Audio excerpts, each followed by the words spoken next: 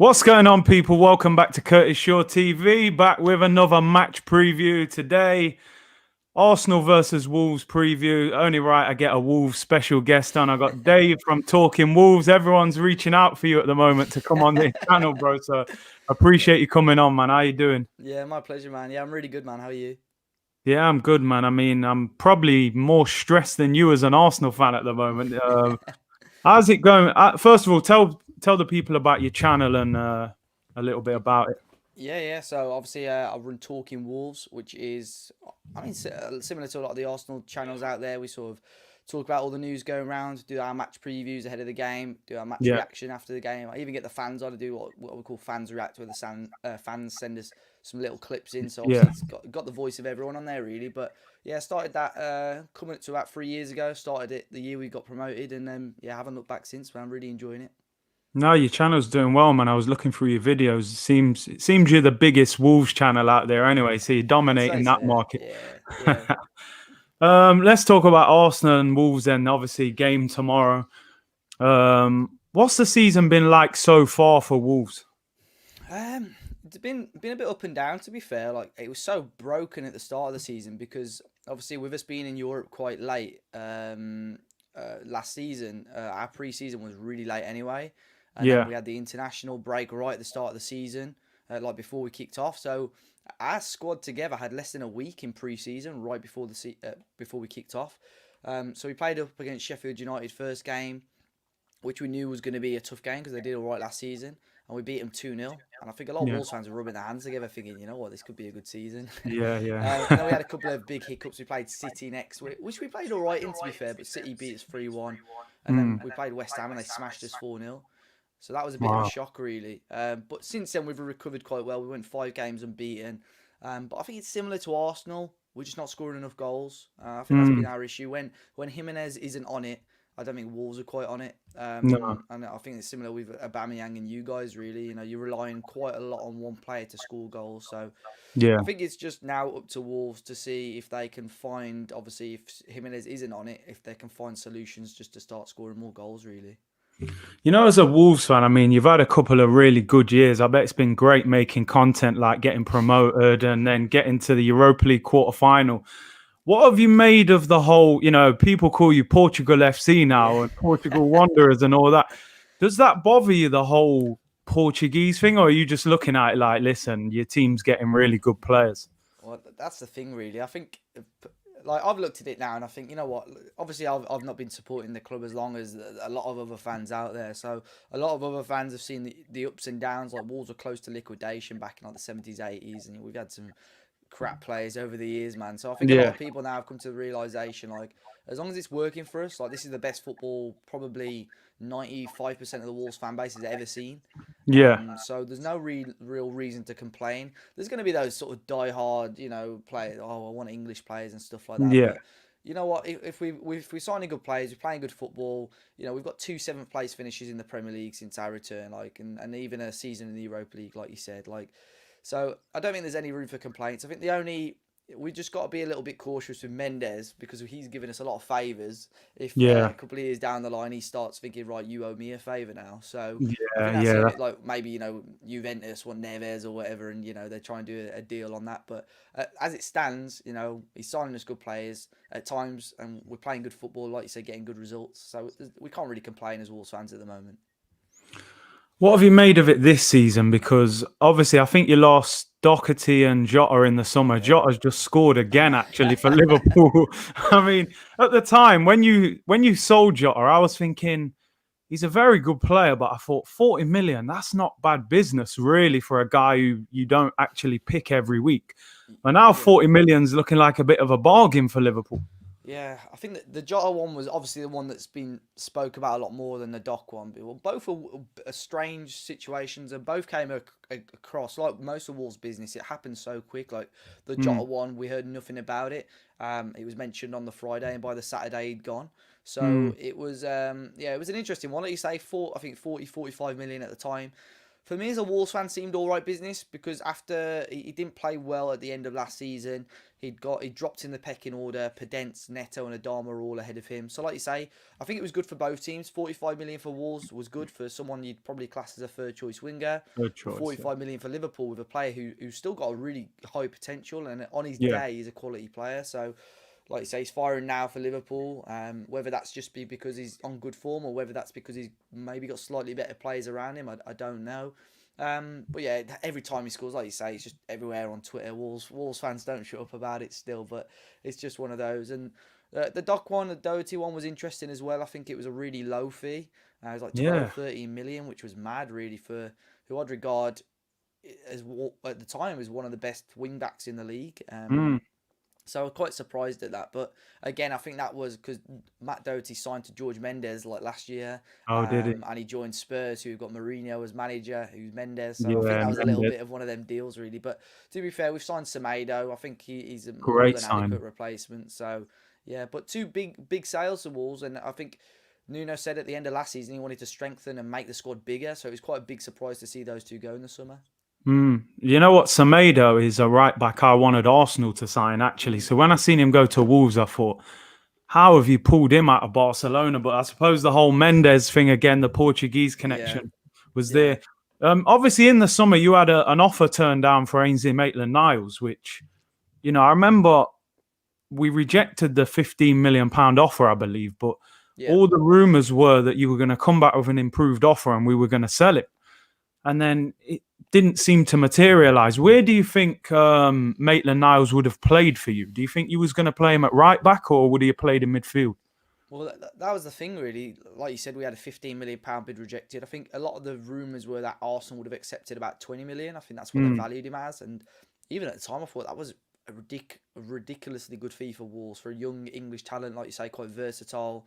Been Yeah, playing both wing backs and central midfield for Arsenal. So I think if he were to join Wolves, I think short term it would have been as a right wing back, yeah, possibly with a view to moving up into the midfield. But because that was all before we signed Semedo. yeah. We just got rid of Doherty. Johnny, who was our main left wing back last season, had been injured. So I think Maitland-Niles would have covered those two wing back areas quite well, Position. really. But like you say, we had that £15 million bid rejected. Loads of Wolves fans were just waiting and hoping that we were going to pay the extra money to get him. And then he had a brilliant game in the Community Shield, called up to England on the same day, and I think that just killed any hopes of us signing him, really. But it is quite interesting because I think he's in and out of the Arsenal team, not really starting many Yes. games. So Well, yeah, mainly out. yeah, exactly. Mainly So out. it's quite interesting, really. I mean, just wanted to speak about Arsenal for a bit. We've made a slow start to the season. We've obviously got a manager who's new to management. He finished the season well, won the FA Cup, but there's still a lot of question marks within the fan base about Arteta and the style of football that we're playing. As a Wolves fan, I know you probably don't watch Arsenal all the time, but what have you made of Arsenal? And what do you think about Arteta from the outside? Yeah, it is quite an interesting one because, like you say, whenever I've spoke to the Arsenal fans over the last couple of days or so, there is just it always seems to be a topic of discussion. I obviously see it on social media and stuff like that as well. I think when they first appointed him, I didn't think it was a bad appointment because I think you've been having discussions about young players being given the chance. I think young managers deserve the chance as well. You know what I mean? Like I know Ollie's not, he's not lit the world up at United, but he's still done an okay job. Same as Lampard. So I think Arsenal wanted to sort of take that approach. It's so hard for him as well because he's not even been in management before. Like I've mentioned Lampard and Solskjaer, but they've both managed teams before. So for Arteta to just almost be chucked in the deep end, it is going to be quite difficult for him. I think it's obvious that he's trying to get some sort of style of play in there, but it's so hard with a big team like Arsenal as well. You're not going to be given the time that maybe a team on a lower budget or a team with not higher expectations. It's going to be difficult for him. So it's obvious that he's trying to get an identity there, but his time's ticking, man. He has got to be really careful. I'm not saying the sack's around the corner, but he does have to be really careful because the fans are going to be jumping on him sooner rather than later if it carries on. And I think the biggest problem with him is the lack of philosophy. We don't know what style of football he wants to play. At least when you watch Wolves, you know how Wolves play, and Yeah, And, it's like we were actually linked with Nuno at the time. I mean, I don't know how much there was in that, but his name was popping up a lot. Do you think he would have considered the Arsenal job, or do you think he's fully like attached to the project, what's going off at Wolves? It's an interesting one because he's been rumored. There could have been so many approaches behind closed doors that we don't even know about. But Yeah. when we were in the Championship, he rejected Everton, which at the time is still quite a big step up for a team that were in the Championship, and Everton have still had good potential at the time. And apparently, this came out so much later though. When Wenger left, Arsenal inquired about him after Nuno got promoted as well. So that wasn't really well publicised, to be fair. But like you said, I don't know. There's no denying that Arsenal are in terms of stature are a bigger club than Wolves. There's no denying that. But I said it yesterday. I said I don't think the grass isn't always greener. I think with Arsenal you got huge potential there, but you got huge pressures as well. So it's such a tough one. And Nuno plays quite defensive football, very counter-attacking, and if he went to the Emirates and played that style of football, he's going to win games, but if he loses games, it's going to be one of the worst performances, and the style of play is going to be quite negative, and I don't think Arsenal fans would enjoy to watch that. So, I think he would have been a good appointment, but say for argument's sake, if someone like Diego Simeone came to the Premier League, the defensive football would bore a lot of the English fans. I think English fans like to see that exciting football. So it would have been interesting. I think it would have been a good appointment for Arsenal. But like I say, the pressure on Nuno would have been huge straight away. I mean, the thing is, you finished above us in the table last year, and I'm sure he has a lot of control over what happens at Wolves. So he's in a situation that's probably a lot more comfortable for him. Exactly, yeah. If he came to Arsenal, do you think the Europa League last season? I mean, you had a great run. I think you lost in the quarterfinals to Seville. Do you think that hampered you in the Premier League last year? Do you think you could have finished even higher? It's an interesting one, really, because let's say before the restart, for argument's sake, all that the press are on about is Wolves' fitness. Wolves aren't going to cope. Wolves aren't going to be able to do this. Wolves aren't going to be able to do that. And our squad is tiny. Like, we barely, outside of our 18-man squad, we probably had one or two players that we could swap with. There was like 20 players. I think we used about 21, 22 players in the Premier League throughout the whole season. So it was such a small amount. But I think the big thing was for Wolves that almost fitness wasn't even in the heads of the players. Like, we were using the momentum of the Europa League in our favour. Last season, I think it took us like 7 games to get our first win in the league. Like, we were down in the bottom 3, like 6 or 7 games in.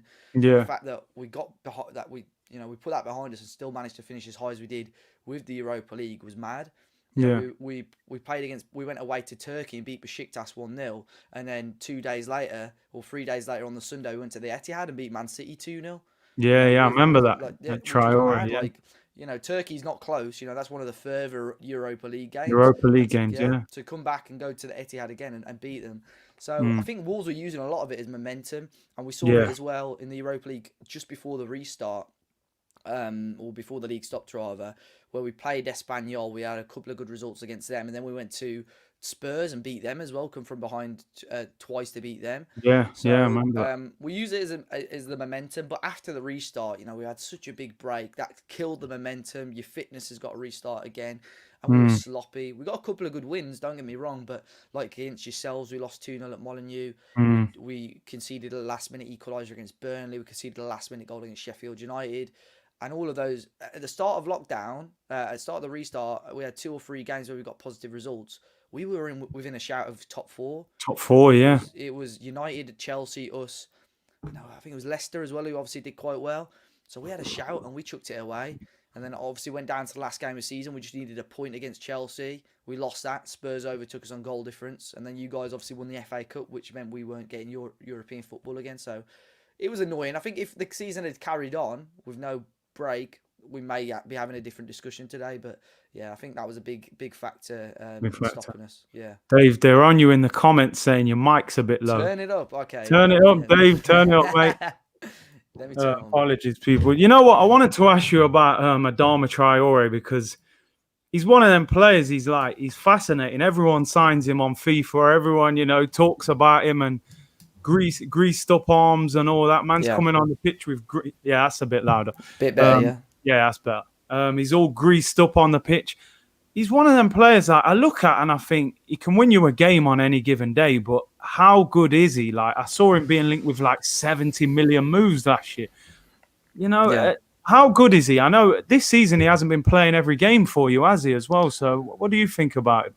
No, it's an interesting one with Adama really because like you say, like last season, like worldwide, he was just getting all the praise because he's like this big like athlete of a guy who's like started to score goals and get assists and stuff in the Premier League.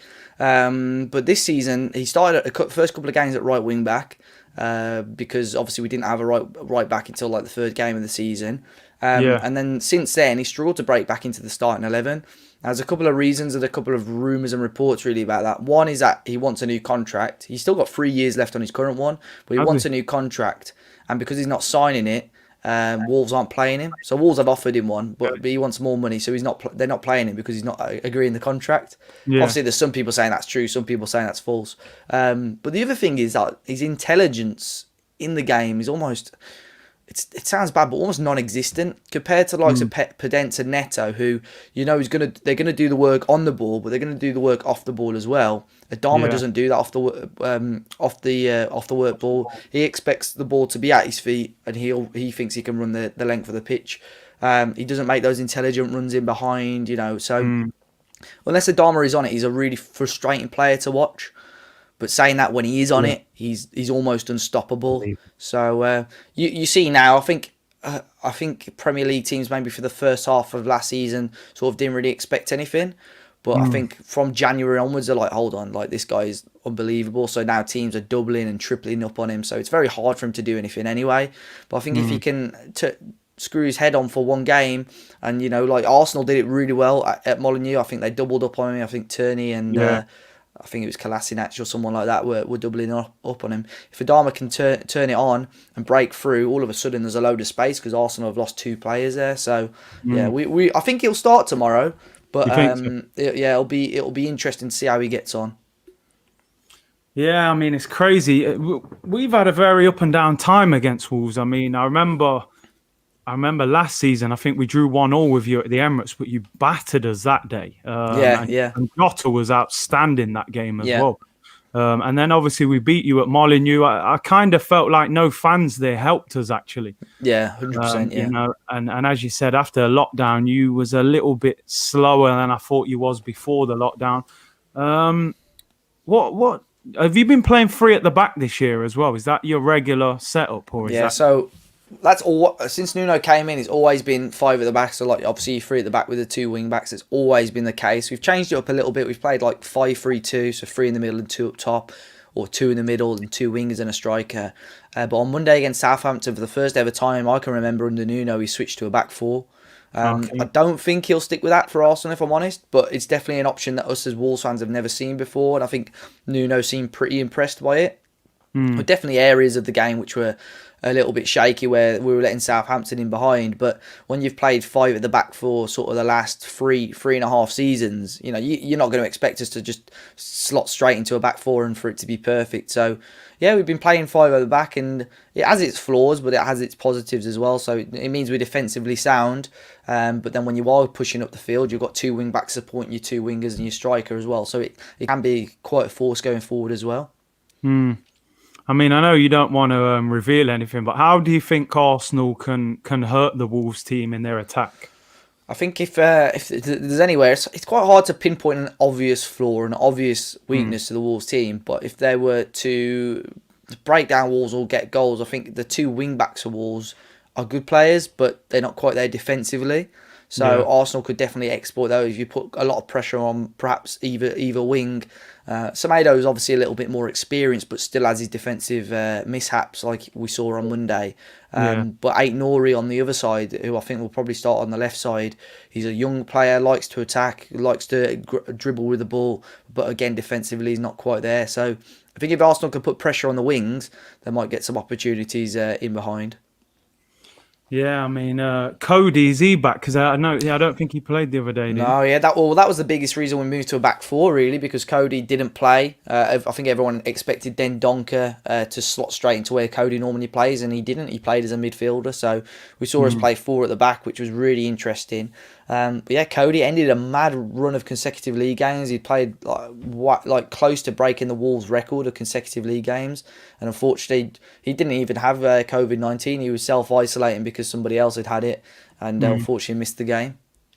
It's crazy, man. I remember about a year ago there was talk of Lacazette leaving Arsenal, and there was a little rumor linking us with Jimenez. I don't know if there was anything concrete in it, but are you surprised no one's come in for him yet? I mean, I was speaking to someone, they were saying maybe he's a year or two past that age of a big club coming to get him. What do you think about Yeah, that's probably fair. I know Fabrizio Romano had said recently that Juve had inquired about him in the summer, and Wolves said, "Yeah, give us 80 million up front and we'll sell him."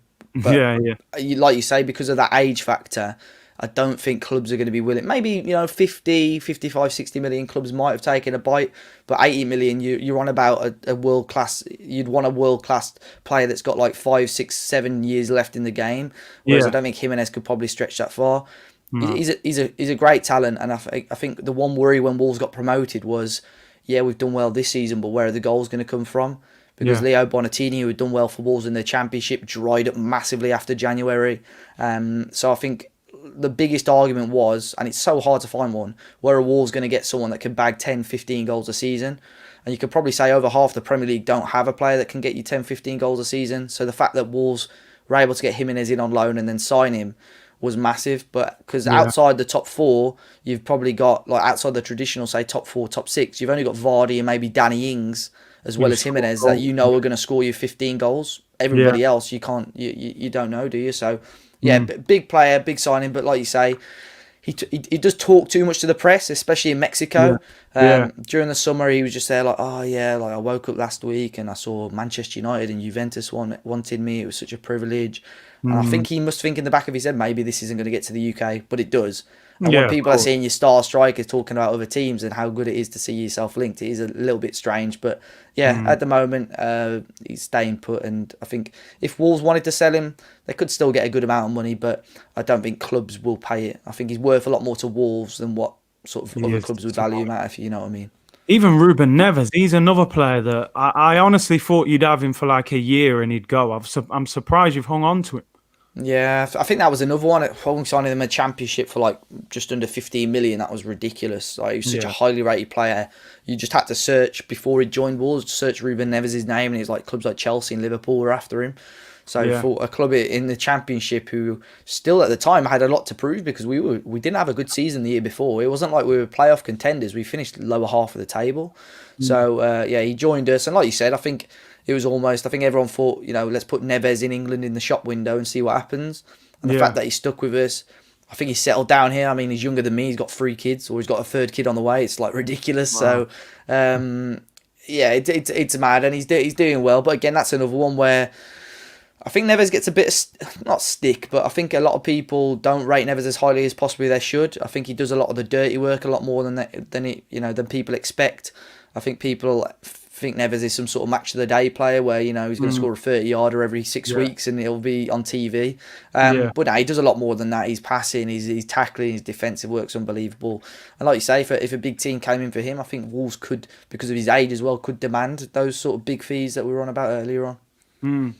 I got a question here from Wilson. I know what you're probably going to say, but who's likely to finish higher, Arsenal or Wolves, and why?